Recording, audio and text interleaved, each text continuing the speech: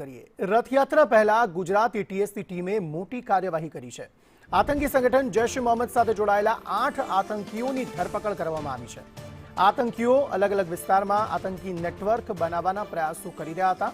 ગુજરાત અને મધ્યપ્રદેશના વિવિધ વિસ્તારોમાંથી આ તમામ આતંકીઓ પકડાયા છે। આતંકીઓ ગુપ્ત રીતે કામ કરતા હોવાનો એટીએસે દાવો કર્યો છે।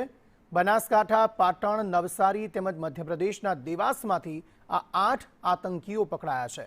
આ તમામ આતંકીઓ ઉપનામ કુનિયાથી ઓળખાતા હતા। ત્યારે જૈશના મોટા આતંકી ષડયંત્ર પહેલા જ તમામ આતંકીઓને પકડીને આગળની કાર્યવાહી હાથ ધરાઈ છે। બનાસકાંઠા અને પાટણ અને નિયરબાય એરિયાઝની અંદર થોડા ઘણા એલિમેન્ટ્સ એવા છે જે કે પાકિસ્તાનના ટેરરિસ્ટ ઓર્ગેનાઇઝેશન જૈશ એ મોહમ્મદ થી સંકળાયેલા છે અને અહીંયા એની એક્ટિવિટીઝનો એની વિચારધારાનો પ્રચાર પ્રસાર કરી રહ્યા છે।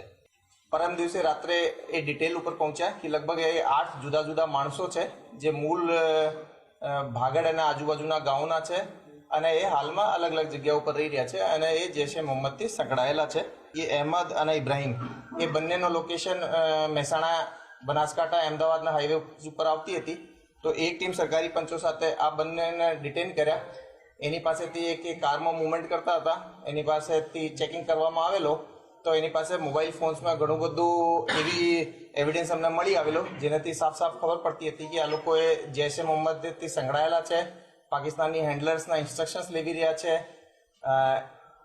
પાકિસ્તાની હેન્ડલરના કહેવાથી જ અને એ જાતે એની પ્રેરણાથી ઘણો બધો રેડિકલ એલિમેન્ટ્સ એના ગ્રુપમાં પ્રચાર પ્રસાર કરી રહ્યા છે। જૈશ એ મોહમ્મદમાં જોડાવા માટે લોકોને પ્રેરિત કરી રહ્યા છે। આ લોકોની વધારે પૂછપરછ કરવામાં આવેલી તો પણ એ લોકોએ જે એના બીજા 6 સાથીઓ છે જે ઓલરેડી આઈડેન્ટિફાઈડ પણ હતા, આ લોકો બાબતના નામ લીધા। પેરેલલી જે ટીમ્સ હતી દરેક જગ્યાથી 6 આરોપીઓને પકડ્યા। કુલ મલાઈના 8 આરોપીઓની અમે ડિટેન કર્યા। આ લોકો પાસેથી ઘણો બધો એવો સાહિત્ય મળી આવેલ છે જે કે જૈશ એ મોહમ્મદનો છે। એ લોકો આનો ગુજરાતી ટ્રાન્સલેશન પણ કરી રહ્યા હતા તાકી અહીંયા વધારે પ્રચાર પ્રસાર માટે એ લોકો સુધી આની